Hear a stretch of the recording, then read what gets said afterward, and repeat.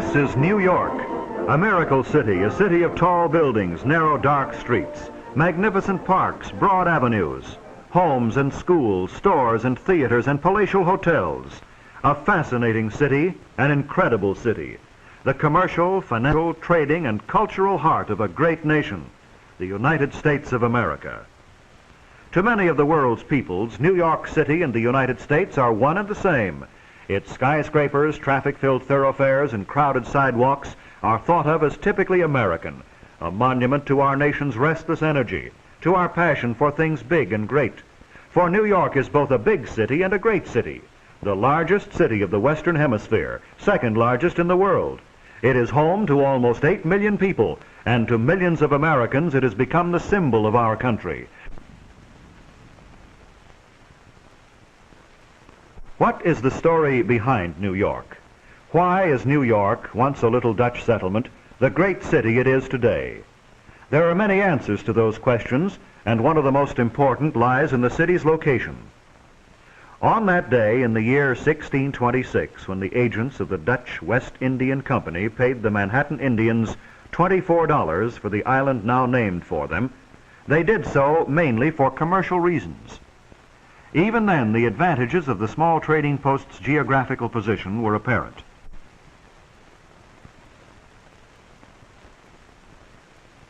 It commanded the outlet of a broad river, the Hudson, navigable for many miles inland.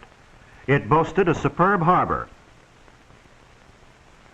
sheltered deep water bays, affording safe anchorage for the largest ships.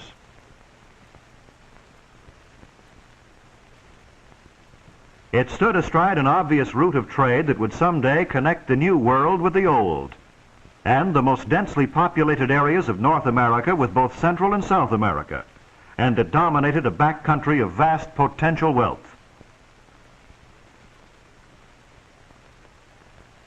In the short 300 years of its history, New York City has more than fulfilled the wildest expectations of its founders. Today, the city comprises 5 districts or boroughs. The island of Manhattan remains the nucleus and center of interest of Greater New York, heart of the city's commercial and financial business. The Bronx, sometimes called the Borough of Industries, lies on the mainland to the north and east.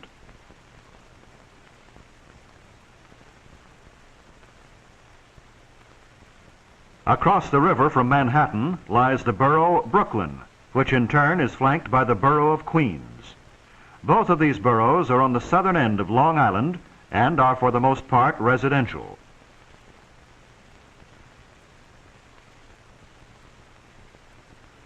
In New York Bay, located near the New Jersey shore, is Staten Island, which is known as the borough of Richmond, the least populated of the 5 boroughs. Richmond forms a connecting link in the overland motor routes leading from New York City to the western United States. Between Staten Island and Manhattan, ferry boats ply all day long, carrying passengers, automobiles, trucks, and bulk freight.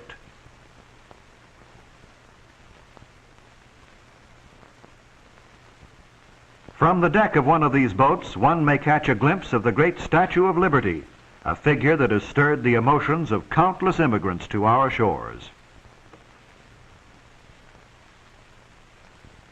Here in New York's harbor dock the ships of the world.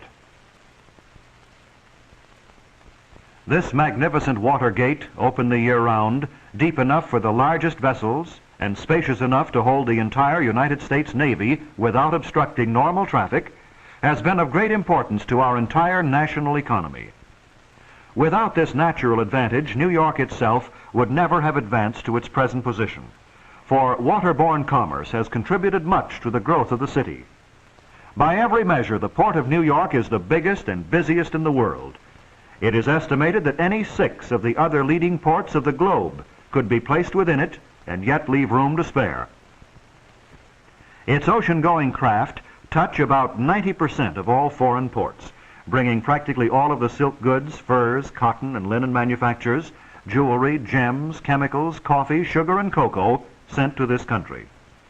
Over 5,000 foreign ships dock here each year, about 1 every half hour of each day, carrying almost half the entire foreign trade of the United States.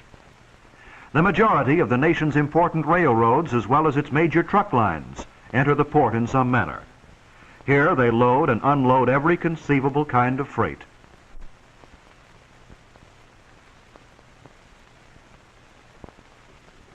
The freight cars alone, entering and leaving the area each year, could fill 8 tracks across the continent from coast to coast. In keeping with its position as the leading commercial city of the United States, New York is also the financial center of our nation. Wall Street and other streets of the financial district are deep, narrow canyons of tall buildings, the homes of the country's great banking houses, the Continental Bank, the Bankers Trust Company, branches and agencies of foreign banks. On Pine Street is one of the 2 largest banking institutions in the United States, the Chase National Bank. But it is the New York Stock Exchange on Broad Street, America's greatest securities market, that perhaps typifies the business of the Wall Street district. On the floor of the exchange's Great Hall, stocks and bonds are bought and sold. Over 1 million phone calls a day are handled here, and each transaction is carefully recorded to be communicated by telegraph, radio, and cable all over the world. But commerce and finance are not the only occupations of New Yorkers. The city is a busy manufacturing area and the leading wholesale and retail trade and export center in the nation.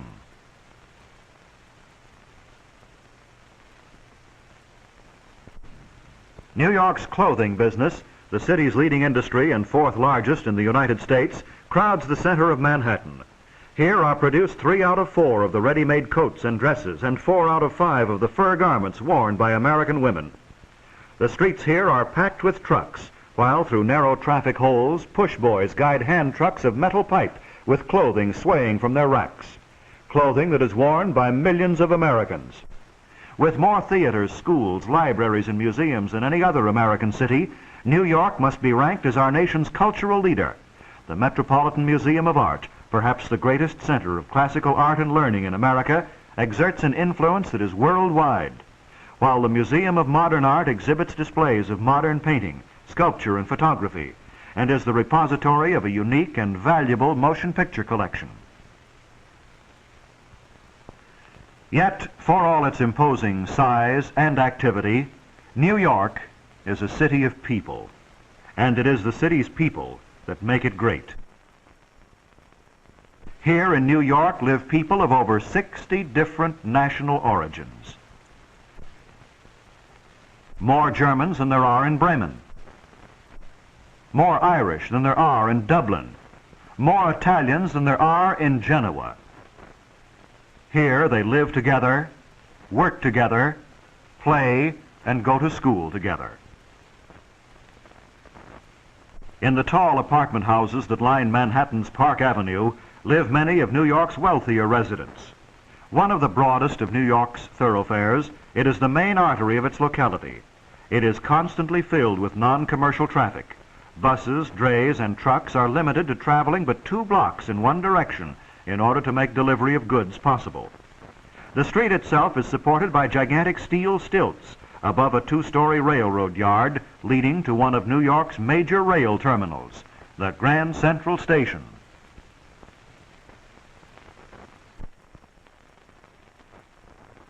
The borough of Queens, occupying part of Long Island, is perhaps typical of New York's residential areas.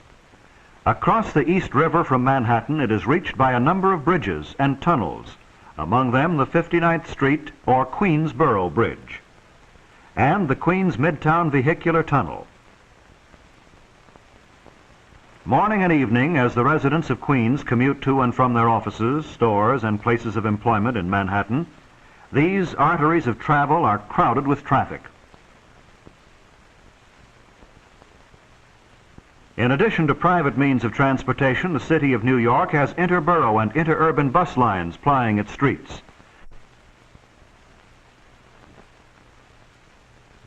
While underground, the municipally operated electrical railway system spreads through 4 of the 5 boroughs, with the trains leaving the subways in some areas to travel over the streets on giant steel elevated structures.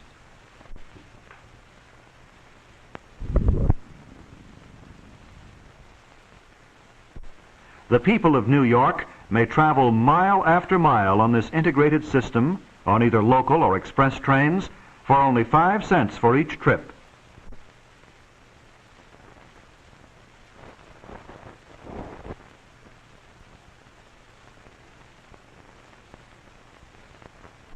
By far, the greatest numbers of New Yorkers travel to and from work by means of the subways, the elevateds, and the bus lines.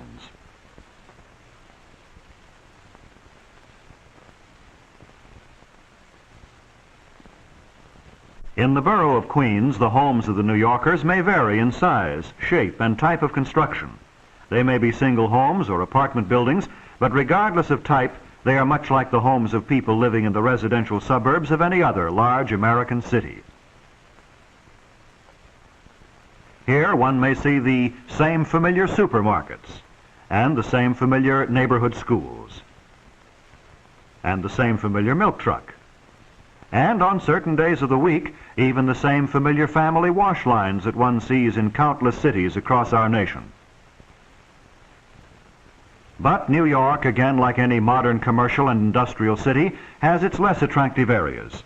Manhattan's Lower East Side has been traditionally the district where live the poorer people, as well as the newly arrived immigrants. The human story of the Lower East Side is a familiar chapter in the epic of America. Here have lived the people whose hands built the city's subways, its bridges, and its skyscrapers. Its tenements and crowded streets magnify all the problems of big city life. Yet, not all of the district is blighted, for from its dark tenements have come generations of American workers, men and women of many different national origins, who have given their lives to the building of America. And from it, too, there have emerged an amazing number of national figures, great statesmen like Alfred E. Smith, one-time governor of New York State, Joe Davidson, Jacob Epstein, sculptors of international reputation, George Gershwin and Irving Berlin, composers whose songs all Americans sing. Housed in this historic, imposing building is the executive branch of New York City's government.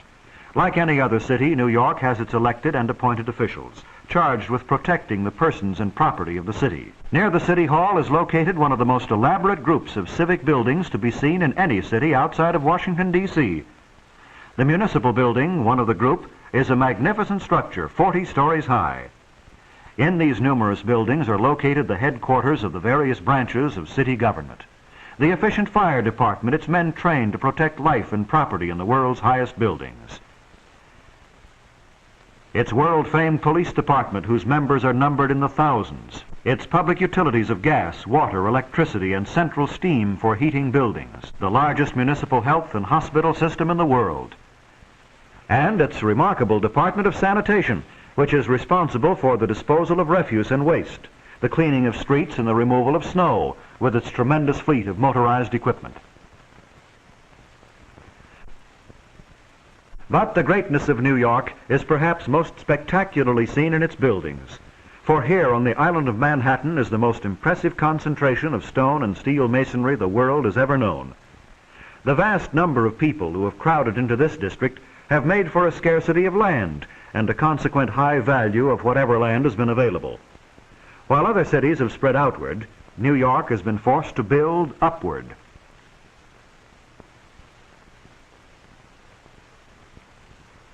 From the bay, the skyline of commercial New York, Lower and Midtown, is an extraordinary spectacle, and the effects of hundreds of towering buildings crowded together along the narrow island is one never to be forgotten.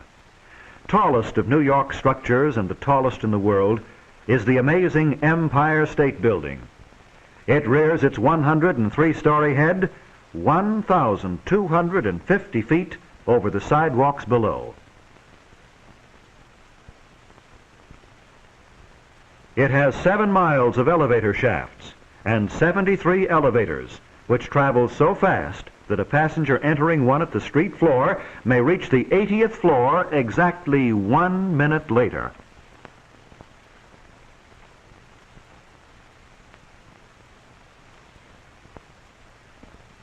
One of the most famous hotels in the world is the Waldorf Astoria. 80% of the building is over the tracks of the New York Central and the New Haven railroads, and private railroad cars carrying guests of the hotel may be shunted to a special entrance located in the sub-basements. 47 stories high and containing 2,200 rooms, the Waldorf Astoria Hotel has been called New York's unofficial palace.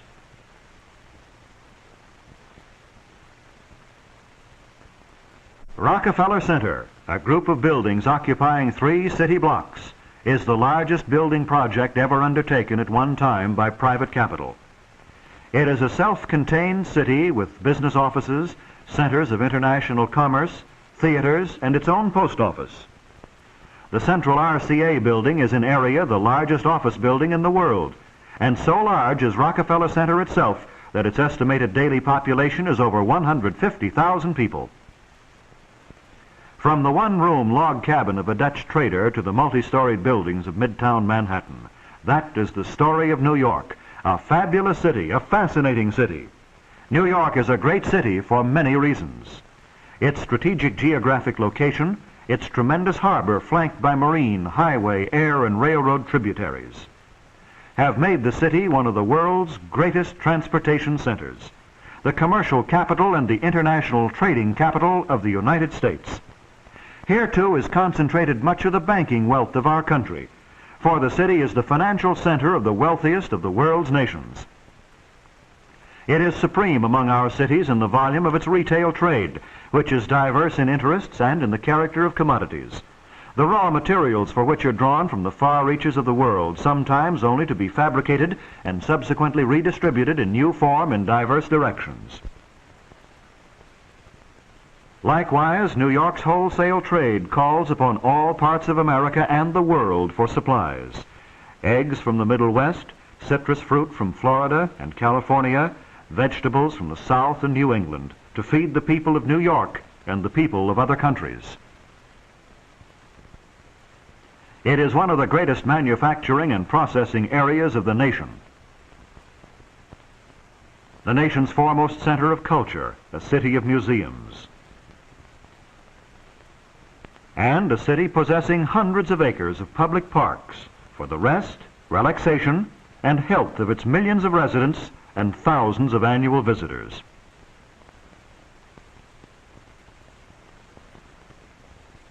Best known is Central Park in the borough of Manhattan, with its zoo, its playgrounds, miles of shaded walks and drives, and its restful lakes. New York with the most complex municipal school system in the world, with churches of every denomination, with homes of variegated pattern ranging block by block along miles of streets, avenues, and boulevards, with multi-storied hotels to welcome business visitors and tourists, its tall buildings housing international and national communication systems, its thousands upon thousands of young people who tomorrow, like their parents before them, will continue to create a great story, the story of a great city, the city of New York.